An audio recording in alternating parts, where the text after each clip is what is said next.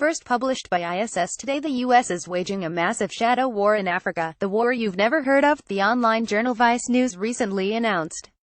Today, according to U.S. military documents obtained by Vice News, special operators are carrying out nearly 100 missions at any given time, in Africa alone. It was the latest sign of the military's quiet but ever-expanding presence on the continent, one that represented the most dramatic growth in the deployment of America's elite troops to any region of the globe, it said. Donald Bolduc, the U.S. Army general who runs Special Operations Command Africa SOCAFRICA, says Africa's challenges could create a threat that surpasses the threat that the United States currently faces from conflict in Afghanistan, Iraq, and Syria, according to Vice News. He went on to cite a laundry list of challenges with which he and his personnel must contend: ever-expanding illicit networks, terrorist safe havens, attempts to subvert government authority, a steady stream of new recruits and resources, says Vice News. At the same time, Bolduc says the U.S. is not at war in Africa. But this assertion is challenged by the ongoing operations aimed at the militant group Al-Shabaab in Somalia. Some people associate this apparent increased U.S. military activity in Africa with Donald Trump's arrival in the White House and his supposed greater focus on seeking solutions to the continent's problems by military force rather than nonviolent means.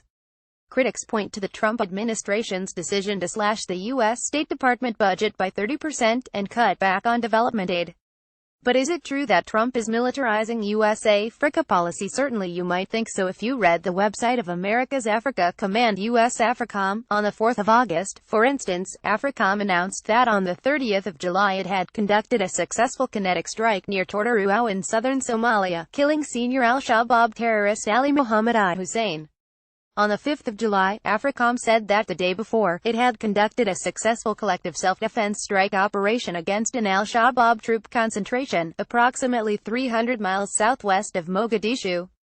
And so on. But is there really an increase in kinetic activity, a U.S. military euphemism for warfare? Is it outweighing diplomacy and other tools in Africa, and is it due to Trump moving into 1600 Pennsylvania Avenue? It is true that in March Trump gave AFRICOM greater leeway in attacking al-Shabaab by easing more stringent requirements on the need for the military to demonstrate near certainty that no civilians would die in the attacks, and that the targets posed a threat to Americans. On the other hand, AFRICOM had already significantly stepped up its kinetic operations elsewhere in Africa before Trump became president. Last year it conducted 495 airstrikes against the Islamic State in and around Sirte, Libya, in Operation Odyssey Lightning.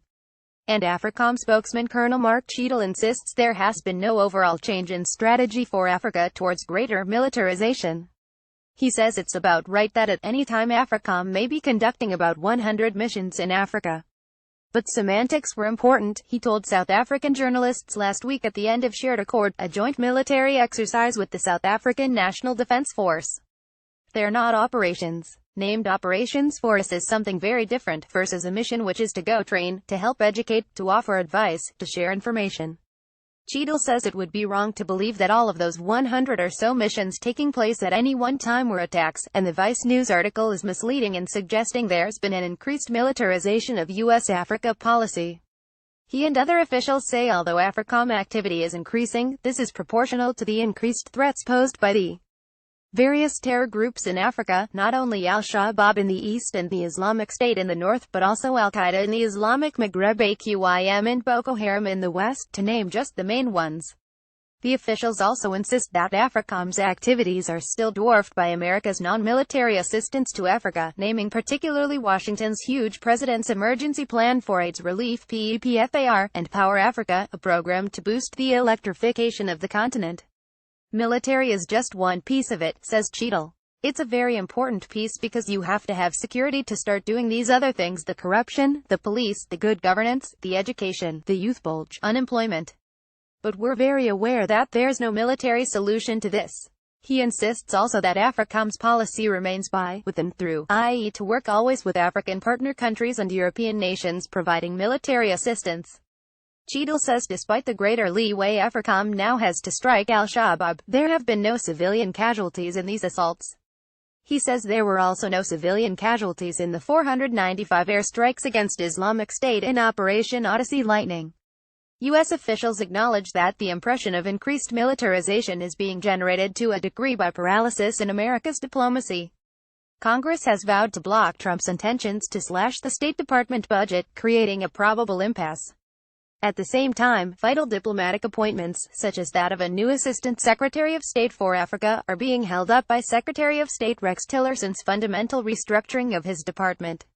The sum of this is a lack of bandwidth in the State Department, U.S. diplomats say. They just don't have the numbers to compete with their military counterparts when it comes to determining policy. In fact, bandwidth, if you will forgive a terrible pun, is quite an appropriate way of putting the problem. U.S. diplomats insist, somewhat tongue-in-cheek, that the Department of Defense has more members in its hundreds of musical bands than the Department of State has diplomats. In part, that's just inevitable interagency rivalry and maybe hyperbolic.